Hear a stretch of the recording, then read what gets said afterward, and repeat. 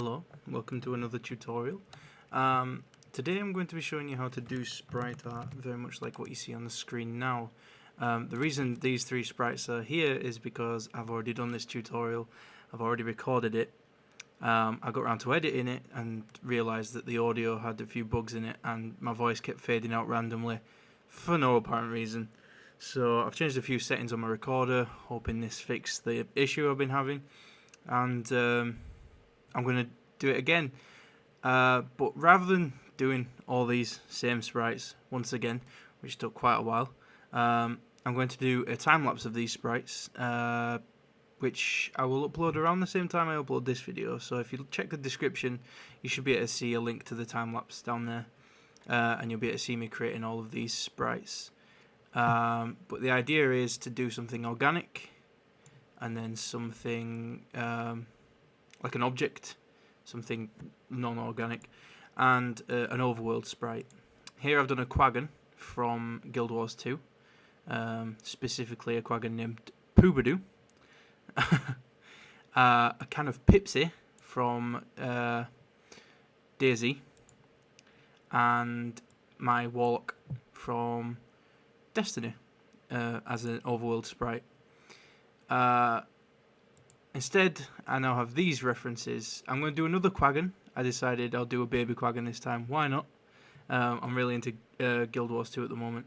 Recently started playing it, so I thought I'd express that by doing a few sprites which I enjoy, and teaching a few people how to sprite along the way. Also, a kind of monster. My favourite beverage. And for my overworld sprite, I'm going to do my Sylvari character from Guild Wars 2.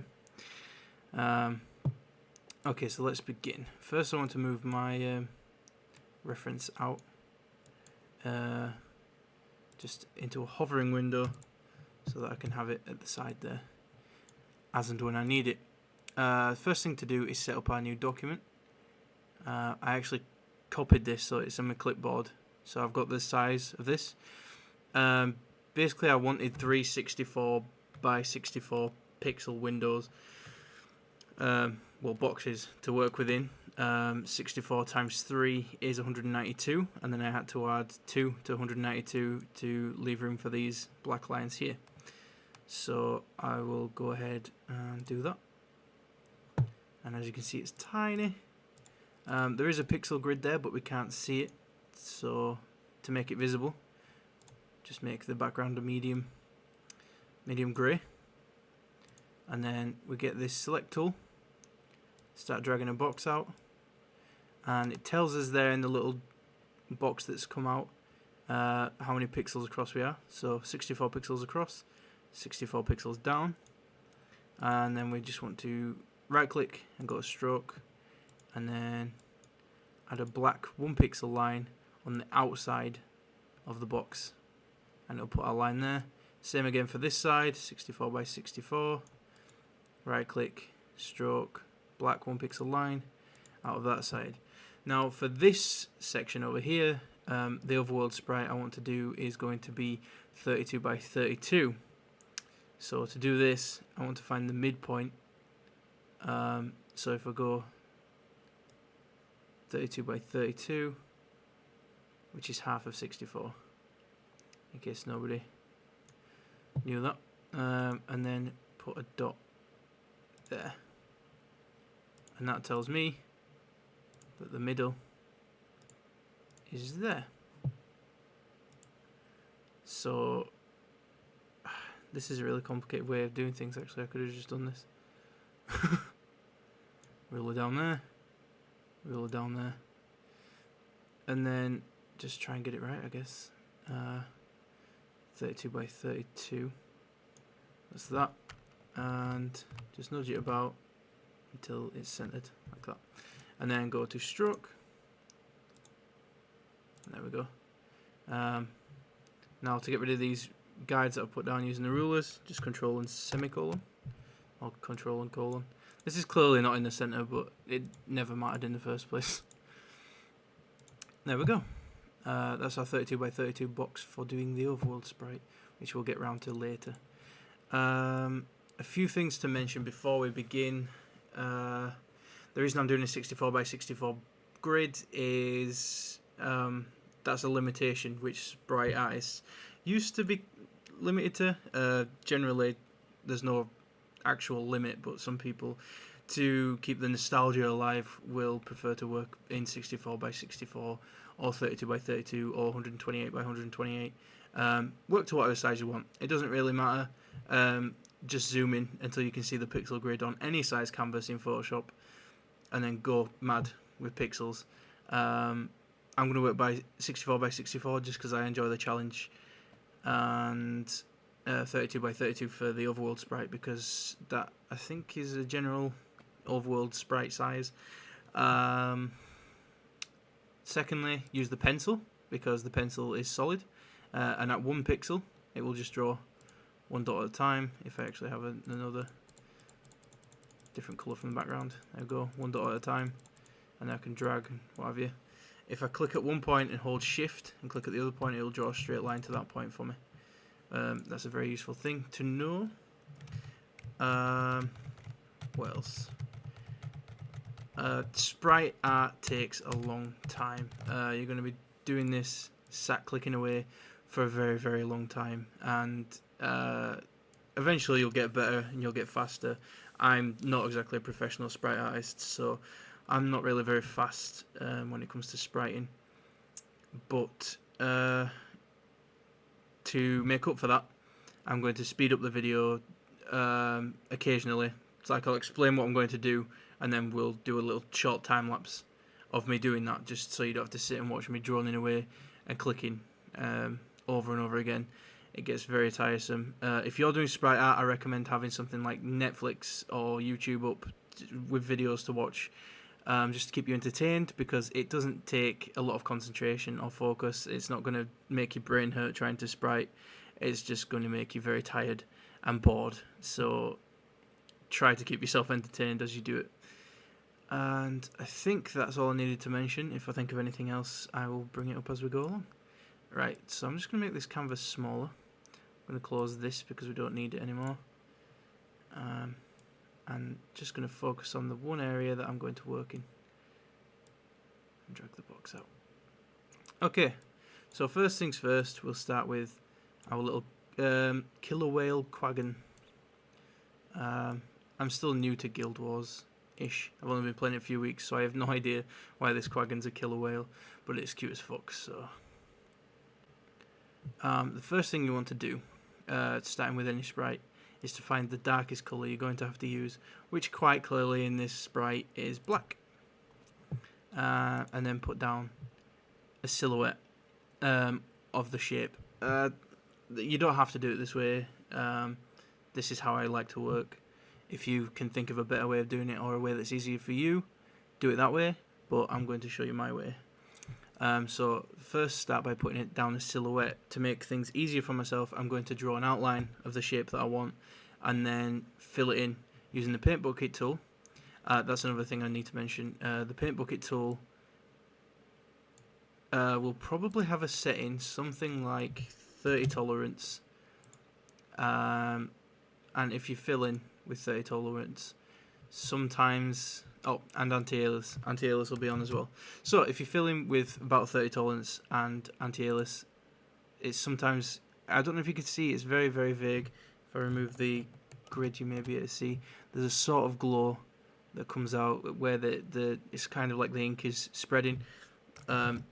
This is a bad thing. We don't want this, especially when we're working with sprite, when we want things to be crisp.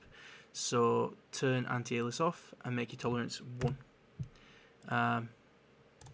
And it will always be a solid fill. Right, so I'm going to begin putting down the outline for my quaggan shape, and we will return to it. I'll speed it up, is what I mean to say, and I'll be back shortly.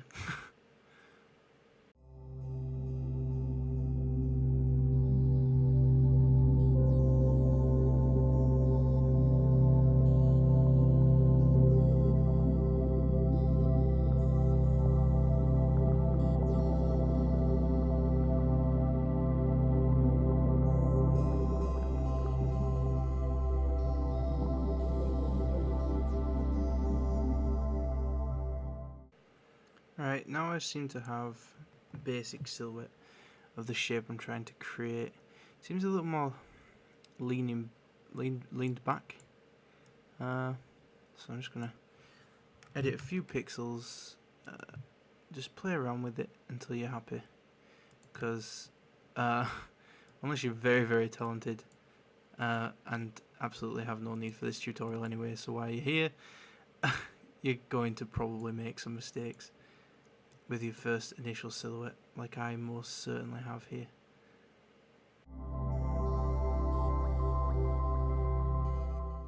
Now some of you may be thinking, why would I even want to do sprite art? It's an outdated medium.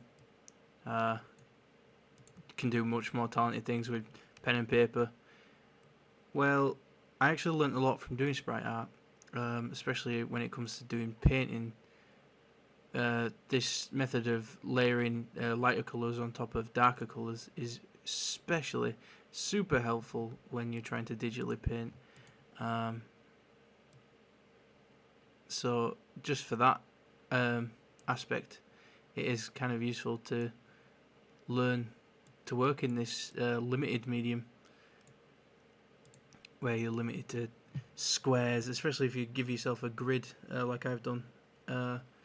You get very limited in how you can represent the image you're trying to create, and it gets really interesting. You get some really great results from it. I'm still struggling to get this perfect. It's absolutely fine the way it is. I could still work with it, but I want it to be a little bit better than what we've got now. I think I'll leave it there. Right, now the next thing I want to do is, I've got the shadow and I want a mid-tone, so we'll grab this colour here and we'll just make a point of it there so we can get at it whenever we need it. And I also want a highlight, so we'll get this tone here and put that there. Now some images require an extreme highlight, so we'll grab this white here just for the super shiny parts of this killer whale quaggan. Now you may have noticed not everything's black and white. I mean, well, everything is black and white in this image, but not everything is black. There are some white patches, and the darkest the white patches get, aside from here, is about this shade. So we will need to put down some white patches in that shade, so I'll take note of that shade there for the white. And then we want a mid-tone, which is about here. Take note of that. And then we want, of course, our highlight, which is quite obviously solid white. So taking that into consideration, the next thing I want to do is to put my white patches in. I'm going to go ahead and speed up this process as well and return to you when that's done too. I'm just going to take a moment here to change the background colour, because we're working in black and white, it's kind of getting in the way. The background's grey, so just make it blue. Everything else stands out a bit more. Just going to play with this fin again because I still don't like it. And I'll just begin speeding up the video again now.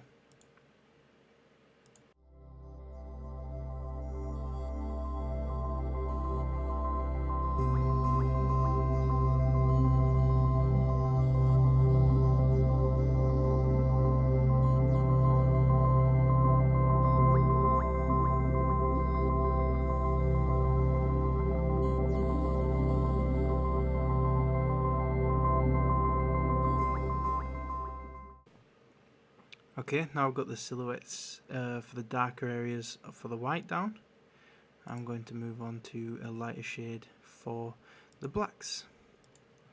Again, I can sort of make this easier on myself by drawing an outline for where I want the colour to be filled in, or the shade rather, and then use the paint bucket tool to fill it in. So I'm just going to speed through this.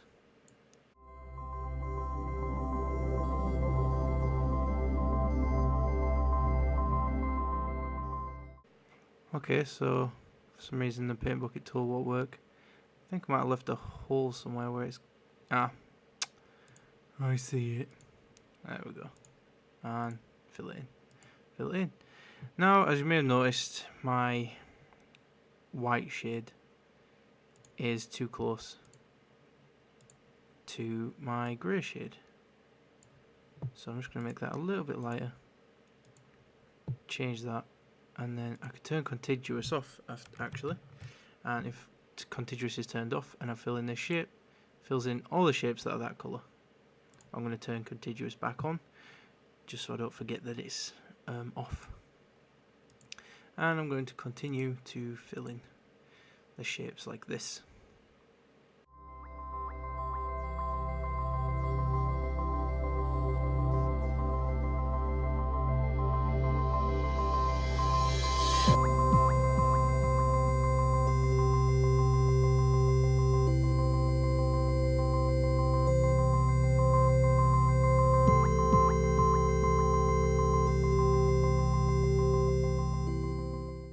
Okay, so I've just filled in the whole mid tone area and realised that I was using the highlight tone that I picked out, which you probably already realised. So I'm just going to go ahead and grab that mid-tone layer, turn contiguous off again, fill this in and lose that. So I'm going to have to grab another mid-tone, which, let's say, it's not mid-tone, it's highlight we want, so it is that colour there. Getting completely tripping over myself there. Okay, so that's the mid-tone layer that I've just done. Now I'm going to go over and do the highlights. Again, I'll speed this up. Actually, I should probably show you. This is what it looks like without the pixel grid so far. So let's continue.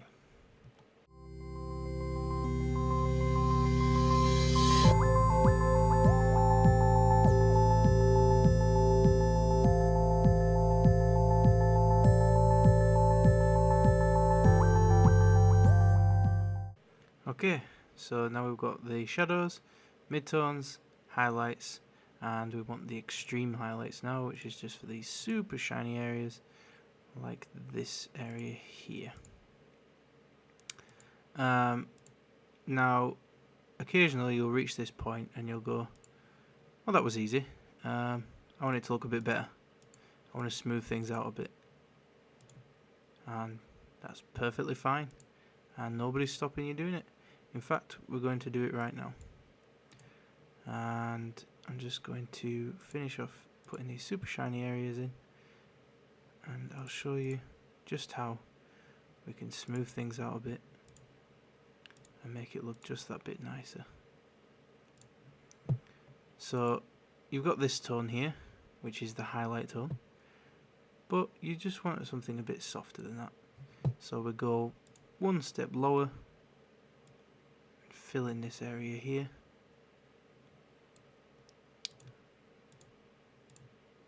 and now that's our, I don't even know what to call it, mid tone. And what you can do with this is find areas where you just want to blend in the pixels a little bit more. Say there's too much mid-tone, or the highlight looks too blocky. Just go in with this and make things a little bit smoother. I'm just going to go ahead and speed things up now, and you can see how this process works.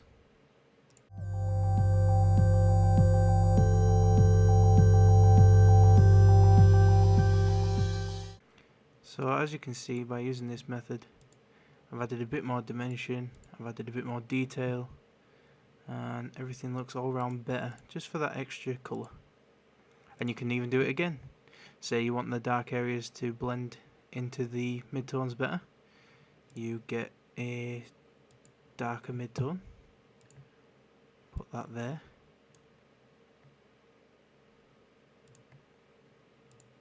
just grab it and then start putting that in areas to make it blend in better.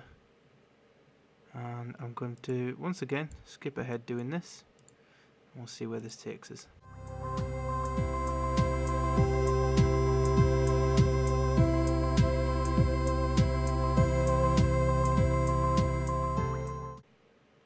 Okay, as you can see, that again added more detail, added more depth, and just made everything blend in that little bit more smoother. Next thing to do, obviously, is to do our midtone on the white areas.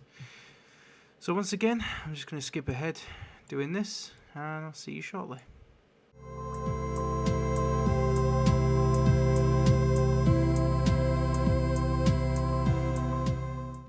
You may have noticed by this point that I have turned off the pixel grid. That's because when there's enough pixels on the screen already put down, I can sort of gauge where a pixel is going to be, basically, when I click. How many pixels are in that area, how many pixels I want to use, yada yada. Okay, and now that our midtone's done, I'm going to go ahead with our highlight. And depending on how our highlight looks when we're done, we'll probably go ahead and add some in-between shades to blend things in together a bit better. And the chances of us doing that are quite high.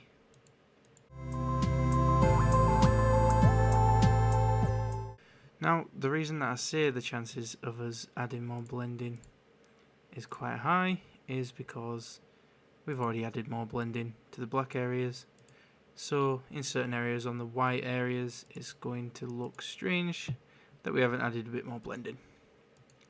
So let's find a nice mid between the white and the grey, which is going to be quite hard to do on there because the transition from pure white to shade is a little harsh. So I've generated my own midtone there, which doesn't seem to be any different.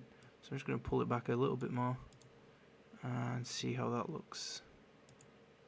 That's much better. We'll grab this and we'll start just putting it in areas where it'll make the blending a little more subtle and softer, and increase the detail and density and depth. I don't think density is a word I wanted to use there, but depth is definitely the one that I was looking for. Okay, now we've got the blending between the harsh white and the grey.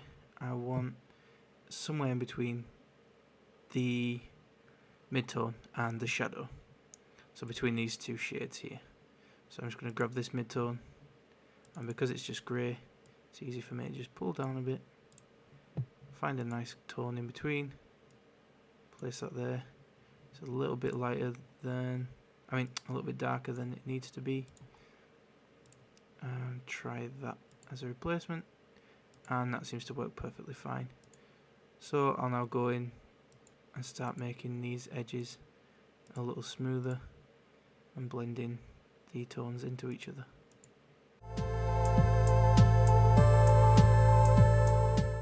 Okay, all that's left now is to add the eyes, which are a solid black with a little white dot.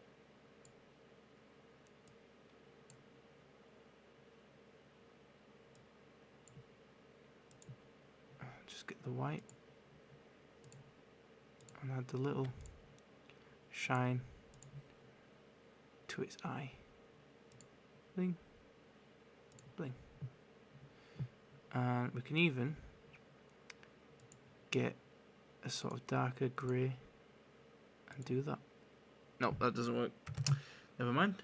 If we get a grey that's really close to black, in fact, it might work better that way.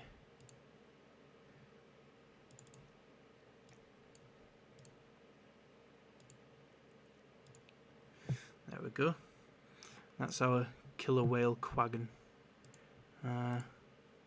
There are many adjustments I would probably make to this if it was for a client. If I was actually doing this for a game or for somebody who wanted some sprite art doing, I would probably add a few more layers of blending. Not too many, we don't want it to get completely lost and washed out. And I definitely play with the shape a little bit because I'm not happy with the initial silhouette that I used. Other than that, it should give you a good idea on how to create your own sprite art based on an organic reference. If that's enough for you and you want to go ahead and start spriting right now, go ahead. Thank you for joining me this far, and show me in the comments if you can what you've done. I'd love to see how I've helped people create some images. However, if you'd like a little bit more, stick around because we're about to move on to my second reference, which is the kind of monster. Okay, so same as with the Quaggan, we want our darkest tone, which is this black, and then we want to put down a silhouette. So I'll just skip forward and do that now.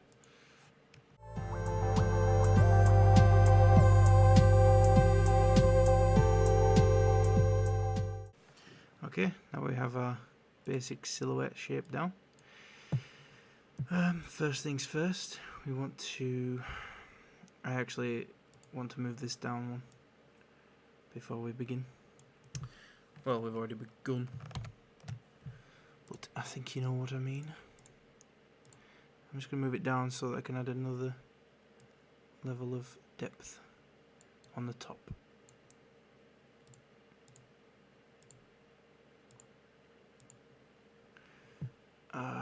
Not sure if that'll stay there, but for now it's there.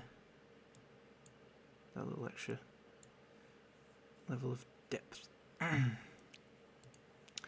Okay, so the first things we want to do is get our midtones. So we've got our shadow, so I'll put the shadow down. That's our shadow. Get a midtone. I'd say that is a midtone.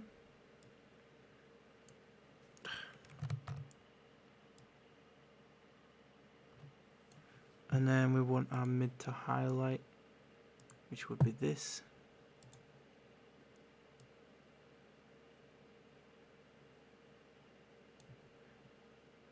And then a bit brighter one.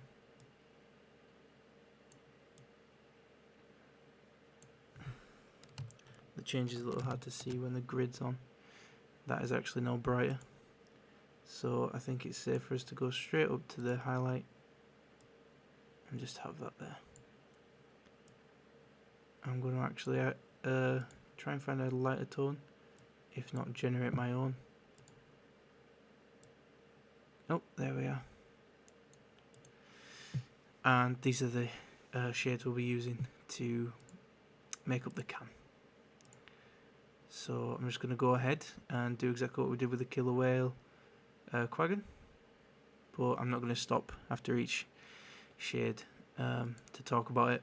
I'll just go straight ahead and do the whole can in hyper speed.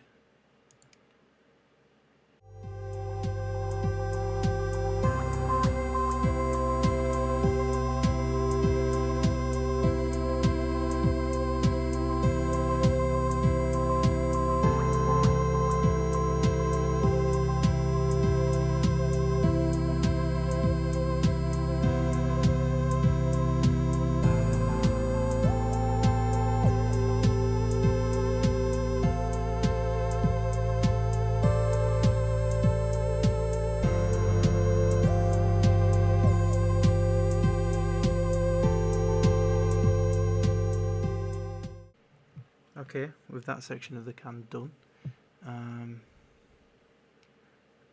now going to do the silvery areas on the can. So to do so, I'm going to get this dark grey here and fill in the areas that are going to have it.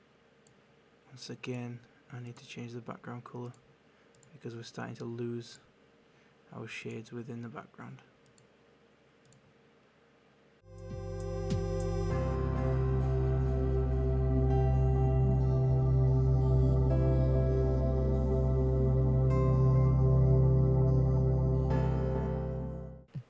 Okay, and now with the silver area done, we'll start adding this green. Now there's several ways we can do this, but I'm going to opt to grab a midtone and then put it there in the middle,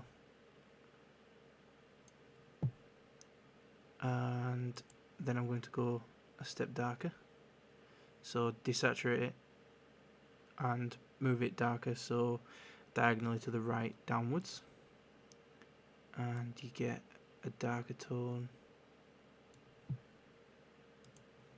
Sorry, not desaturate, saturate it. That's what it is to the right. And then further again, I have something like that. And then grab this midtone again and start doing the opposite. Go up and to the left, which is desaturating and making the colour brighter. So we're going closer to white with this.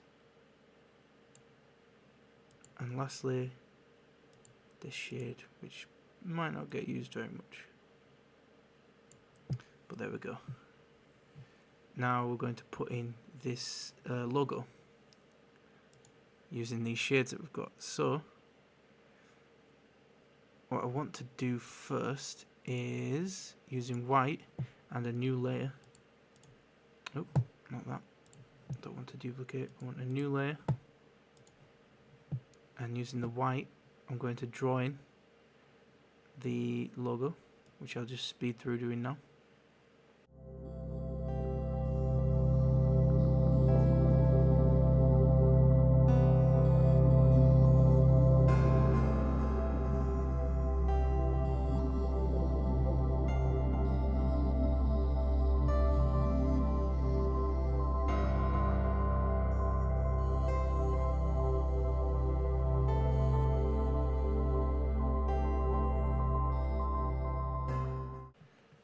Okay, now that this logo is done, I'm going to put the opacity real far down, and this will help me then see where I need to fill in. So for the darker areas, we're going to get this darker tone, and everywhere that's completely black, I'm going to have the right layer selected, of course. Everywhere that's completely black, we're going to change to this new green colour. So just going to go ahead and, well, let me explain a bit further. Then obviously the next shade up is this one, so everywhere that's that shade, I'm going to grab this green and start filling it in those areas. I think you see where things go from then on. So I'm just going to do this for a while. I'll speed through it. See you on the other side.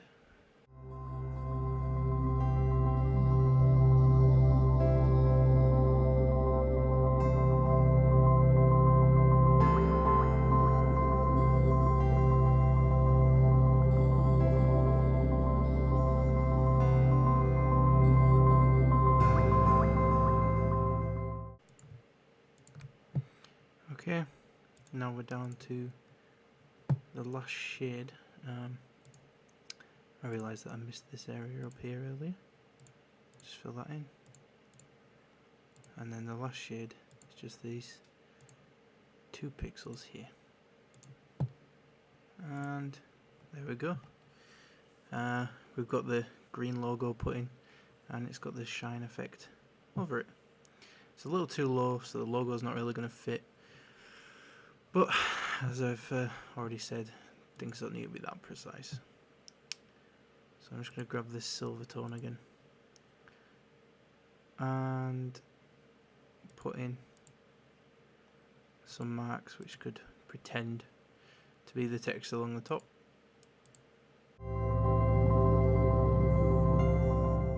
This silver here, bit of a darker silver.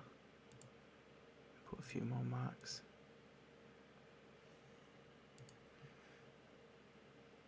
Around the top there. And then get that darker silver just for this side here because the text sort of fades out on the can around that edge, so we'll do it like that. Right, and I'm going to do exactly what we did with the logo again. Get a white and just sort of try and suggest the text because obviously we're not going to get it on. So I'll speed through playing around with this.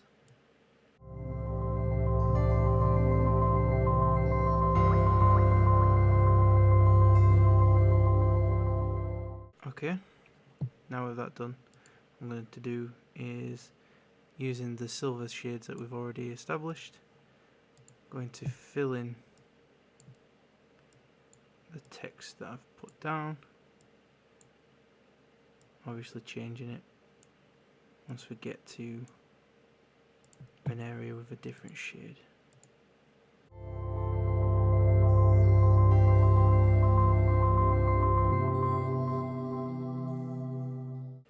Okay, there we go.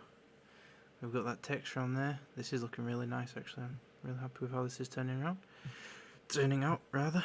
And now I'm just going to use the green shades that we've already established to try and suggest the text at the bottom that says energy.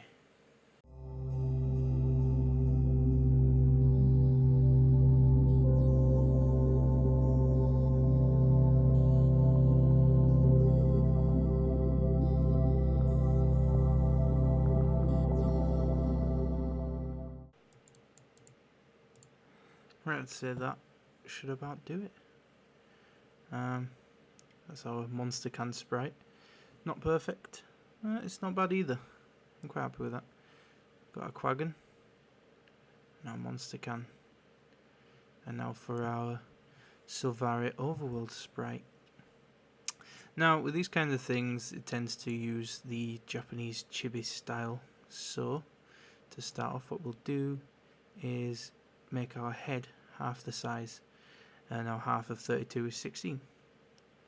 So we want 16 pixels by 16 pixels, and then we're just going to nudge that like so, and then nudge it down so we've got room for the hair, and the rest of the area will be used for the body.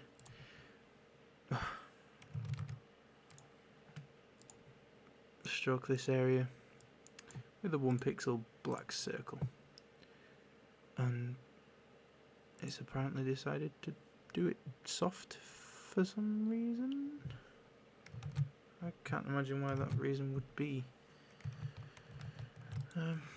Stroke 1 pixel outside. Yep, no idea why it might decide to do that, but that's no problem because I'll do it on a different layer. This layer to be specific. And stroke. Okay. And now we've just got this circle shape so that I know how big I'm allowed to make the head. Now this could be a pain. What I'm going to do is make this outlined. Kind of like the other sprites that I showed you, how they all had their own outlines. It's something I usually do afterwards, like I'll do the whole sprite and then I'll go, you know what, this looks good with an outline. But for this one I'm going to do an outline straight off the bat.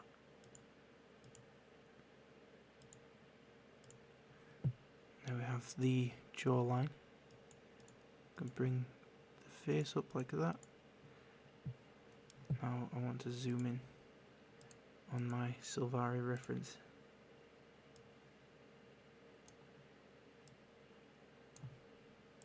So I can see what I'm doing, sort of. Now then, her hair is a complete mess. And when I say hair, I of course mean leaves, or whatever it is. on a Sylvari's head. Sylvari are like Guild Wars elves, but Guild Wars being as original as it is, they sort of swayed themselves away from just using elves and dwarves and being really obvious about everything. So we've got Sylvari and Norn and Char, all sorts of cool creatures.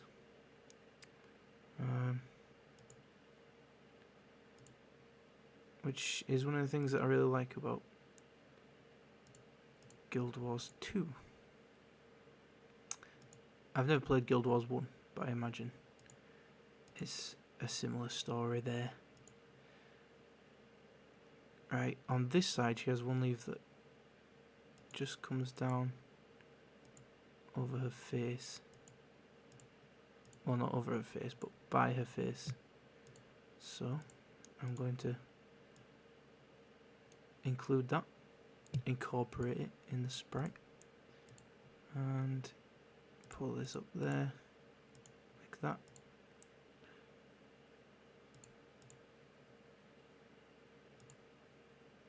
Now, this kind of thing is where it gets really challenging, because you have to decide what's important enough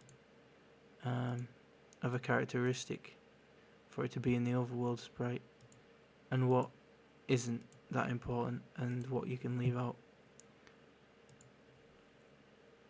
Like, for example, her hair is way bigger, but if I was to use the big hair in this 32 by 32 pixel grid, there would not be much room left for a body. So here we go, just like that.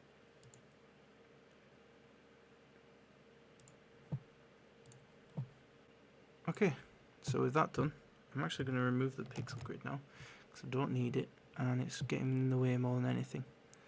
Okay, so with that done, I'm now going to start to outline her armour. She has big shoulder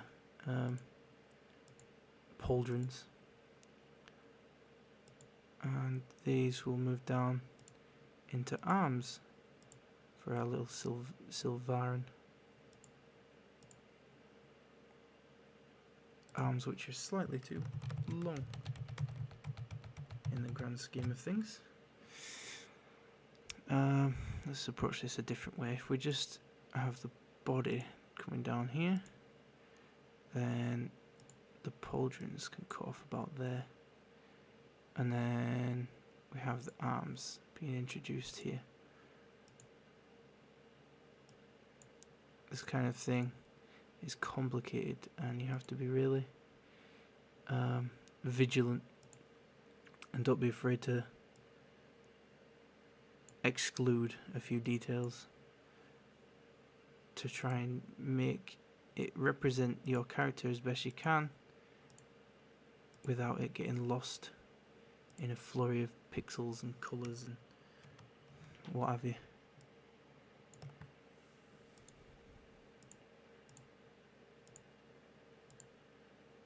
There we are. Now we want it to move down into legs.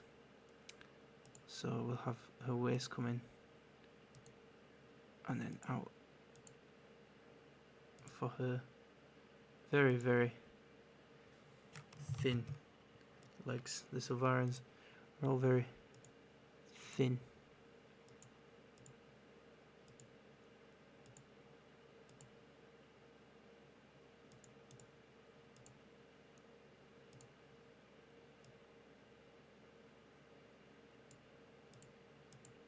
Okay, now with basic body shape down, we can start to add details of the outfit, like say these leaves which hang from her waist.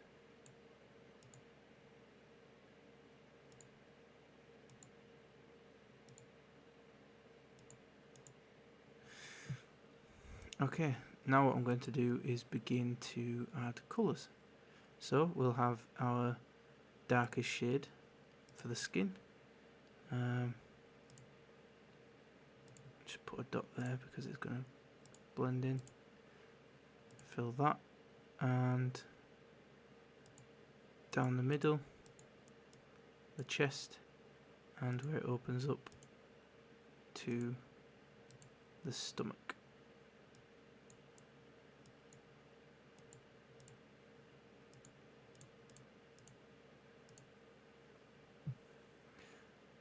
That looks very suggestive. Let's try not to focus too much on that. Next we want a mid-tone, of course, which will go for this soft blue tone, which is very hard to actually differentiate.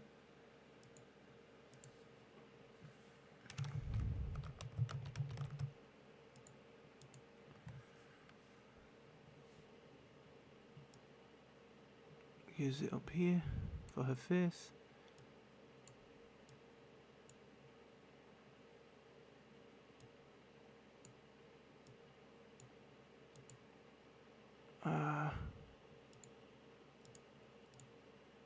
Like so. Fill that area in there.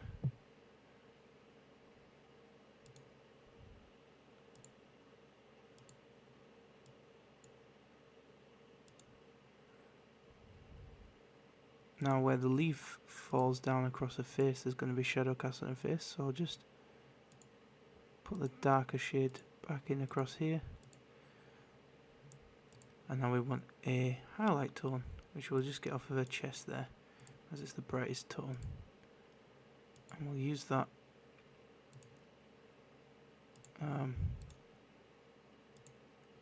to add our third layer of depth. Now with these you don't want to have too many, like how before we started off with shadow, mid-tone and highlight, and then moved on from there. With this we kind of want to stick at shadow, mid-tone and highlight, because if we start having too much it gets kind of lost.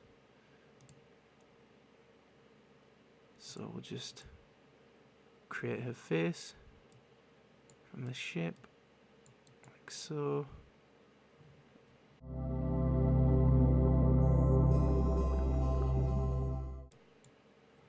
Bear with me on this. Next we want to, she's got very dark outlines on her eyes, so we will incorporate them. Very dark makeup around her eyes, I mean like mascara, eyeliner, whatever. I don't know. I'm not very proficient when it comes to makeup, unfortunately. Okay, now we've got the dark shape of her eyes down. She has very, very bright blue eyes, so if we can just capture this incredible shade there, we can include it.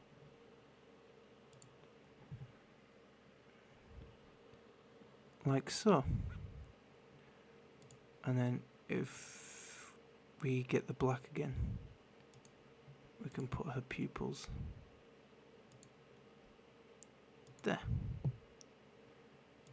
Now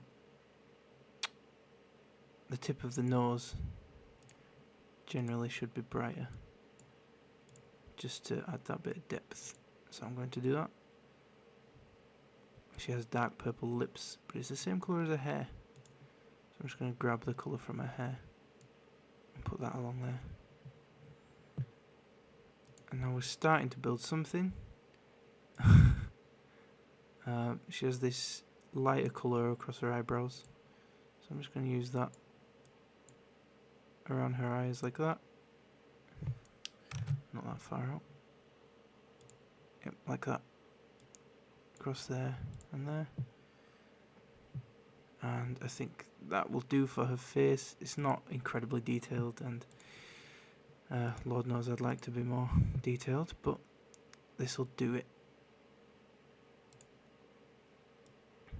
Now we've got the dark colour in for the hair, so we'll start to add some of these brighter colours. Like she's got this nice blue tint here, so we'll put that in, trying to adhere to the fact that there is an outline.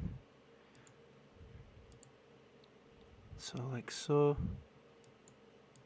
put it across there and up here too.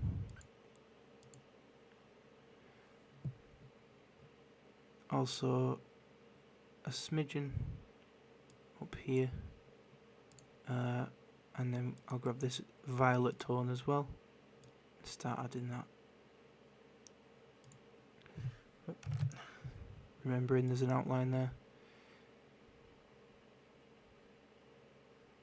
Just adding the tone. I went out of the outline there because I've decided to adjust it. So we'll grab this black again and put the outline there. And I think that suggests her hair just enough for you to tell. Oh, hand just had a slight spasm there for whatever reason. Now with the hair and face done, we move on to the armour, which I've put in very green tones because while this is a very beautiful armour set, it's very difficult to find a colour that works with it. So we'll just, everything's green basically, so we'll just fill it all in green. And then using different tones, start to suggest all of the different shapes that are present. So if we use various shades of green on the arms, we can suggest that there's a bit of a mess going on. There's a flurry of various shades.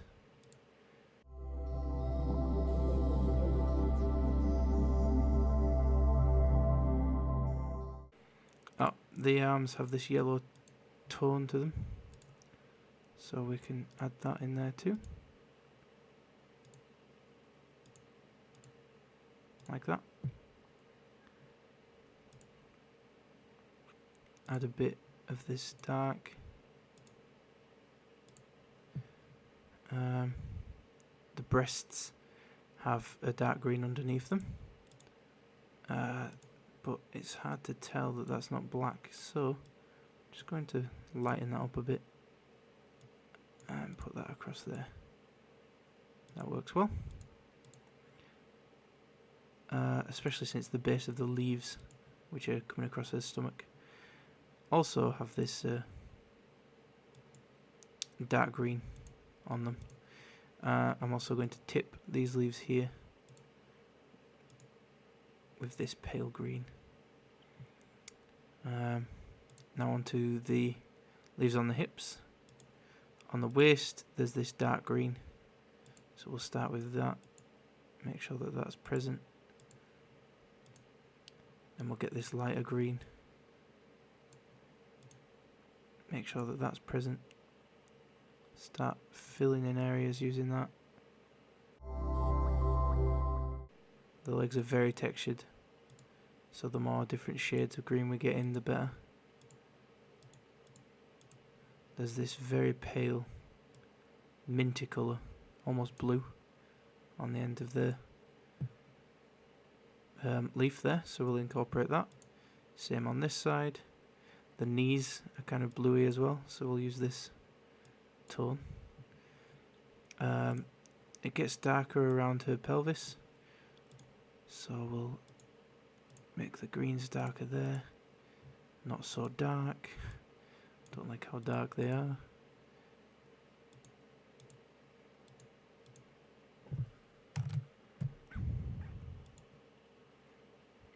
Okay. And I'd say we're pretty much done. That is how I would do an Overworld sprite, how I would do a killer whale quaggan sprite, and a monster can. And just for extra reference, let's open up the other one that I did, that you were supposed to be included in, but the audio in the recording didn't quite work out. And there we are. Like I said, I always get to the end and end up wanting to put an outline on things. So I'm just going to quickly outline this killer whale. Okay, outlining it because it's black is making it start to look all weird, so that was a bad idea. But I'm going to go ahead and say we're done with this tutorial. I hope it's helped some people out. If you design anything using this, let me know in the comments. Show me if you can. Send me a PM if you're shy about your work or whatever. Just let me know. I'd like to check it out. I really appreciate when people learn something from me. So yeah, thank you for sitting through this long tutorial. I hope it's helped, and I'll see you in the next tutorial. Goodbye.